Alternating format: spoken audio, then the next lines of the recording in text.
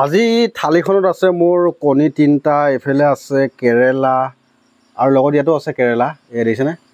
আৰু এফালে আছে আপোনাৰ কুন্দুলি আৰু বুটৰ চাটনি, আৰু এফালে আছে দাইল বইল, মানে মগু দাইল বইল, আৰু এপিচ নেমু, যিহেতুকে মোৰ প্ৰিয় জলকীয়া নাই সেইটো কাৰণে এই জলকীয়াকে লৈ ল'লোঁ।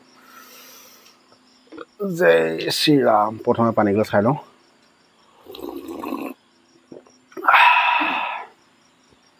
নমস্কাৰ বন্ধুসকল, সকলোকে স্বাগতম জনাইছোঁ মোৰ চেনেলৰ এটা নতুন ভিডিঅ'লৈ। মানে যিহেতুকে মই ভাত খাওঁ, ভাতকে দেখাব পাৰিম ন, সেইটো কাৰণে আজি ভাতকেইটা নোখোৱাৰ আগতে যিহেতুকে বন্ধু বুলি সমন দিওঁ আৰু বন্ধুসকলক দুআষাৰ কওঁ বুলি ভাবি আজি আকৌ ভিডিঅ'টো আৰম্ভ কৰিলোঁ। যিহেতুকে বন্ধুসকল এনেকুৱা হয়, মই ভাত খাওঁ, ভাত খাই মানে দৈনন্দিন মই যিখিনি ভাত খাওঁ তাকে দেখাওঁ। আজি মই মগু দাইল বইল কৰি লৈছোঁ, এয়া চাওক, এটা নেমু এচাপা দি লৈছোঁ, এইফালে কাজি নেমু এচাপা দি লৈছোঁ, দি আকৌ এই বাকলিটো মই যিহেতুকে খাম। কিয় খাম? ছালৰ ৰোগৰ কাৰণে। যিহেতুকে ছালৰ ৰোগ মোৰ নাই, নাথাকিলেও মই খাই থাকোঁ, মানে আগৰ পৰা মই অভ্যাস, সেইটো কাৰণে মই খাওঁ, থৈ ল'লোঁ। আৰু এইফালে জলকীয়া যিহেতুকে মই ভিউজৰ আশাত নহয়, মই জেনেৰেলি মই জলকীয়া খাওঁ। আৰু কণী 3টা, 5টা, 3টা, 4টা, 10টা মই খাবলৈ খুব পাৰোঁ, মানে মই খাই মানে ভাল পাওঁ। আৰু কেৰেলা বইল কৰি লৈছোঁ, আৰু এইফালে দালি বইল, এইফালে কেঁচা চাটনি, যিহেতুকে কুন্দুলি আৰু কেঁচা বুট। বাৰু বন্ধুসকল, আপোনালোকৰ ভাতখনত যদি নাই খোৱা খাই বৈ লওক আৰু মোৰ ভিডিঅ' চাই অকণমান ফূৰ্তি কৰক। যিহেতুকে আজি আমাৰ চাওঁতে দেখা পালোঁ, গম পালোঁ, যিহেতুকে ছ'চিয়েল জগতখনত থাকি বেয়া শব্দ যিসকলে প্ৰয়োগ কৰিব পাৰে তেখেতসকলে প্ৰথম স্থান আৰু প্ৰাধান্য পায়। আৰু যিহেতুকে মই ভাতমুঠি খাই মই প্ৰাধান্য পোৱাটো মোৰ দূৰৰ কথা, কিন্তু মোক তিৰস্কাৰ কৰা যথেষ্ট ব্যক্তি আছে, তেখেতসকলকো কৰজোৰে প্ৰণাম কৰি সকলোকে বহুত বহুত ধন্যবাদ জ্ঞাপন কৰিছোঁ। আৰু এতিয়া ভিডিঅ'টো আৰম্ভ কৰিব লৈছোঁ। যিহেতুকে মই হ'লোঁ এজন ভাত খোৱা ব্যক্তি, কাৰণ আমি গাঁৱলীয়া মানুহ আৰু আমি অসমীয়াৰ মেইন খাদ্যটোৱে হ'ল ভাত। আপোনালোকে কি কয় কমেণ্ট বক্সত জনাবলৈ নাপাহৰিব। ব'লক তেতিয়া আজি ৰাতিৰ ভাতমুঠি ষ্টাৰ্ট কৰোঁ। শ্ৰীৰাম জান, ভাত খালা? তোমাক একো নালাগে নেকি? নহয়, তোমাক মই কেৰেলা দিবৰ কাৰণে এটা কথা নহয়, তুমি মোৰ লগত ভিডিঅ' বনাবলৈ লাজ কৰা, মাজে মাজে বনাইছিলা আগতে। তোমাক মই বিশ্বাস কৰোঁ, তুমি মোক বিশ্বাস কৰা। আজি 22 বছৰ দিনে আমি অতিক্ৰম কৰিছোঁ, আৰু যেতিয়া নেকি তোমাক মই কেৰেলা কি বুলি দিম, ৰাতি কেৰেলা খালে ক'লা হয় জানমণি, তুমি কেৰেলা নাখাবা। অঁ,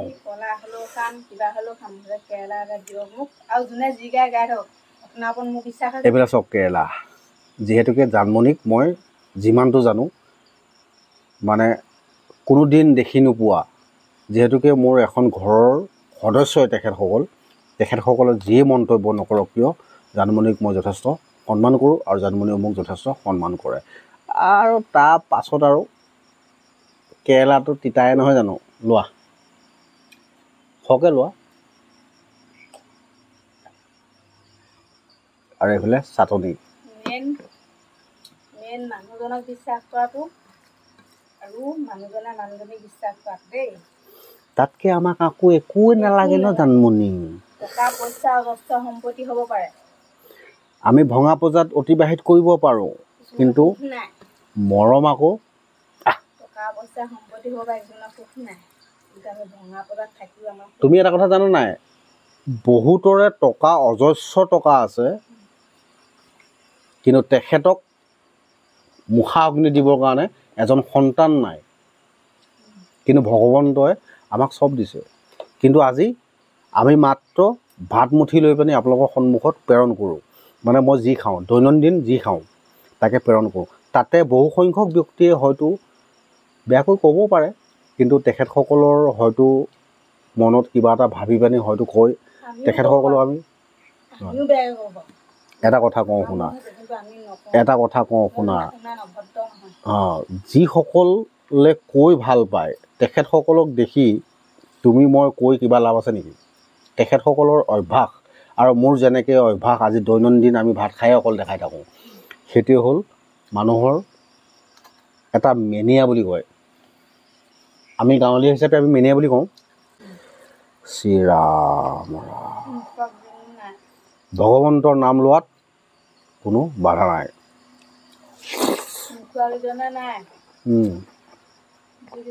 খাব মই দিছোঁ আপোনাক, সদায় এনেকৈ দিব ভিডিঅ'।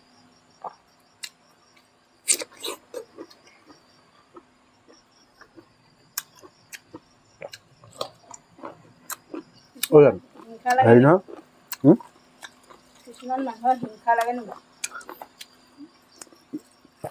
লাগিবও পাৰে, কাৰণ মানুহৰ জীৱনটোত মানে তুমি আজি তাত বৈ পেলাই যিকেইটা পইচা পাইছা, সেইকেইটা পইচা তুমি ঘৰতে খৰচ কৰিছা। কাৰণ তুমি চূণৰ পাউডাৰ কিনিবৰ কাৰণেতো খৰচ নকৰা, আৰু মই যিকেইটা পাওঁ সেইকেইটাতো ঘৰতে খৰচ কৰোঁ। এইটো হ'ল এটা জীৱন। জানো তোমাক মই এটা কথা কওঁ দেই, জীৱন বাটত তুমি বহুত সংখ্যক ব্যক্তিক লগ পাবা, মনত ৰাখিবা। কিন্তু ভাল আৰু বেয়া, ভাল আৰু বেয়া, ডক্টৰ হিমন্ত বিশ্ব শৰ্মা ডাঙৰীয়া আৰু লগতে আমাৰ যিহেতুকে এতিয়া অসমৰ প্ৰধান, তেখেতক আমি যথেষ্ট সন্মান কৰোঁ। আৰু তেখেতক যেতিয়া নেকি ক'ৰবাত প্ৰতিমূৰ্তি দাহ কৰিব পাৰে, আমিনো কিহৰ কি ডাল বোলে, নহয় জানো বন্ধুসকল? দলি মাৰি দিয়া লাখতি ডাল। এই যিটো যে বেয়া কমেণ্ট দিয়ে, সেইটোকে জ্বলাই জ্বলাই আৰু দিব আপুনি।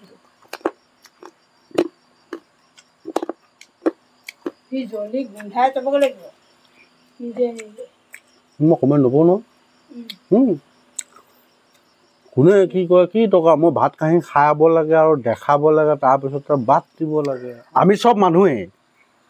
এটা কথা কি, কিছুসংখ্যক ব্যক্তিয়ে হয়তো ভিডিঅ' বনাই খাইছে, মানে ইনকাম কৰিছে, হয়তো কিছুমানে লেট্ৰিন চাফা কৰিছে, বা কিছুমানে ক'ৰবাত গৈ পিনি হাজিৰা কৰিছে। আৰু যিহেতুকে মোৰ নিজৰ যিটো কৰ্ম, সেই কৰ্মটো হ'ল মোৰ নাপিত।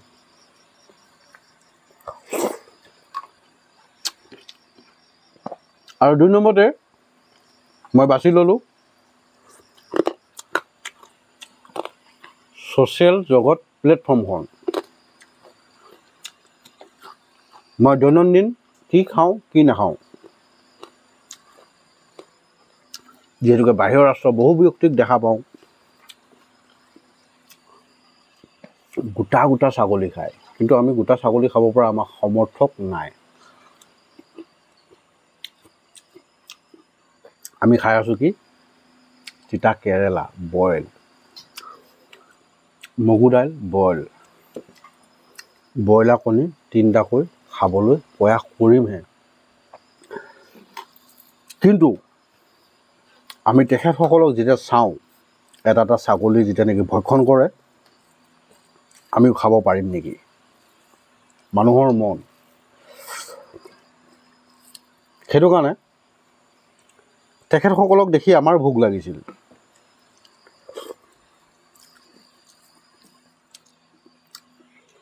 ক'লোঁ নহয়, মানুহ মাত্ৰেই লোভটো থাকেই। ভাবিছিলোঁ আমাক দেখিও কাৰোবাৰ ভোক লাগিব নেকি। আমাৰ গাঁৱলীয়া থলুৱাৰ যি শাক পাচলি, হয়তো তাৰ বিৱৰণখিনি মই দিবলৈ জনা নাই, কিন্তু দিবলৈ প্ৰয়াস কৰিম। কাৰণ আজি অলপ দিনৰ আগত মই এটা ভিডিঅ' আপলোড কৰিছিলোঁ, পননুৱা শাক আৰু মাটিকাদুৰি, আৰু আছিল শুহুনি বন।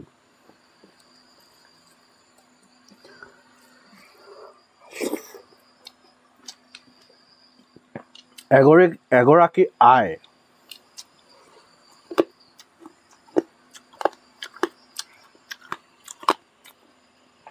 কৈছিলে মোক গঞা সদায় গঞাই হৈ থাকিবি।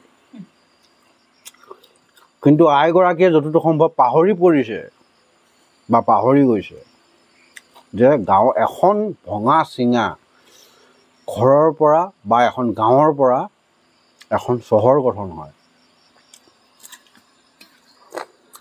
একো নাই, মই মনত দুখ কোৱা নাই, কিন্তু মানুহগৰাকীক বা আইগৰাকীক মই এটা কথা সুধিছিলোঁ, আপুনি কোনখন গৰ্ভত বা কোনজন আই মাতৃৰ গৰ্ভৰ পৰা আপুনি জন্ম লৈছিল?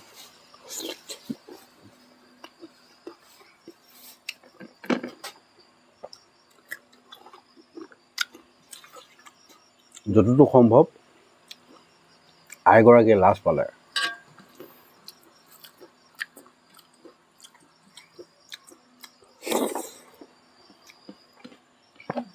তেখেতৰ কমেণ্ট মই যিহেতুকে ৰিপ্লাই নাপালোঁ। সেয়া আছিল আমাৰ প্ৰাইভেট মেছেঞ্জাৰত। একো নাই, আজি আমি ভঙাচিঙা ঘৰত আছোঁ। এসময়ত আমি বাঁহৰ চাঙত মানে ঠা পাৰি খোৱাৰ অভ্যাস আছে। ফটা চোলাটো পিন্ধি টিকা ওলাই থকা পেণ্টটো পিন্ধাৰ আমাৰ অভ্যাস আছে। আজিকালি আপুনি সেইটো কৰি লাভ নাই নহয়। কিন্তু আজিলৈও মই লাজ নকৰোঁ।